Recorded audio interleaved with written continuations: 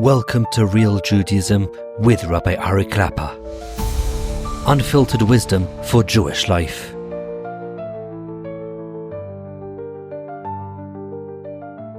Okay, we're here, still in the Hakdama.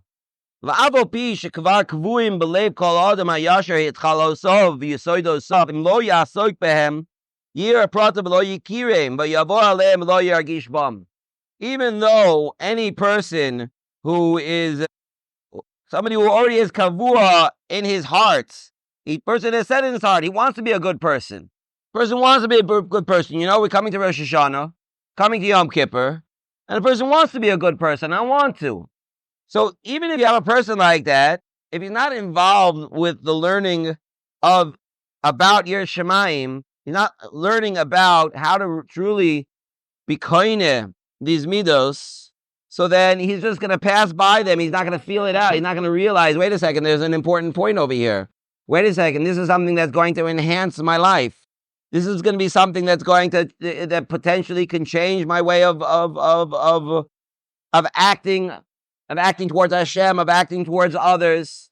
Yes, I want to be a good person. Yes, I want to do the right thing. So of course I have to learn halacha in order to do the right thing, of course.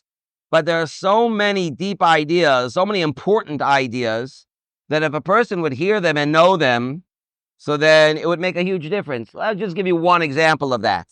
I just finished now a little kuntris that Rav Shlomo Hoffman Zatzal gave Vaidim on the Sefer Or Yisrael, Rav Yisrael Salanter. He gave Vaidim, and this particular kuntris was about Teshuva. And here he talks about certain aspects of Teshuva that people don't know.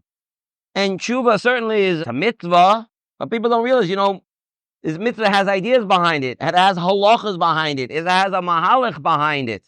So what does a person think to me when you do Teshuva? So Teshuva means, I have to have charata. It means I have to have vidui, and I have to have kabbalah la'asid. That's true. All of that is very true.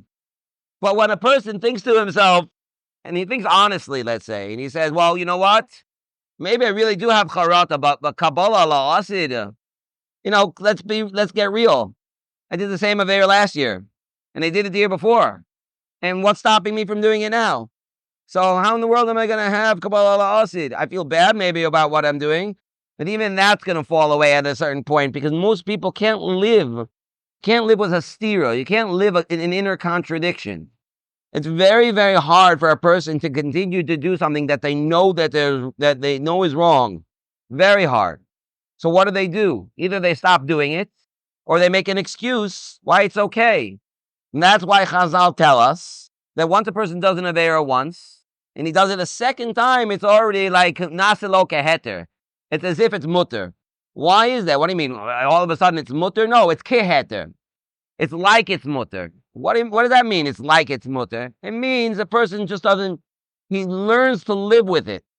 He learns to live in that way because he can't live with his inner contradiction. It's too guilt provoking. I can't do it. So now, if a person would learn Mussar, he might have one perspective, and if a person doesn't learn Mussar, he'll have a different perspective. If a person doesn't learn Mussar, so he just doesn't know what to do. So either he'll be living with guilt, and he'll go one of two ways. Most of the time, he'll go with the way of just don't think about it, just keep going, and that's it. Yes, there'll be the small percentage that actually will be misgaber and will be able to actually stop doing that terrible habit that they've been doing. But most people won't be able to. Whereas if you learn Mussar, you'll understand that there's an idea that, wait a second, don't feel guilty. Understand that there's a process. Understand that as long as you're on that road, as long as you're on the way, you actually are doing the right thing, and eventually you'll get there. Don't worry that you're not there yet. Don't worry that I'm still sitting. I'm still doing the wrong thing. Yeah, but I have a plan. I'm working on it. And even if I'm not there yet, since I'm working on it, I am somebody who's doing tshuva. This is something that only comes if you learn Mussar. It only comes if you spend time on this topic. Person who doesn't spend time on the topic will never get there. will never have this understanding, and therefore will end up in a bad place. Which is why a person has to. You'll just pass, like the Mesillas Yesharim says over here, you're going to pass by things that are so crucial to life, and you're going to totally miss out on them because you're missing out on this limud. That's why it's so important to do it.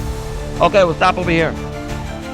Thank you for joining Real Judaism, where we explore Torah's wisdom for real life. Created by J Foundations and produced by Eli Podcast Productions. Find more episodes at realjudaism.org and subscribe wherever you listen to podcasts.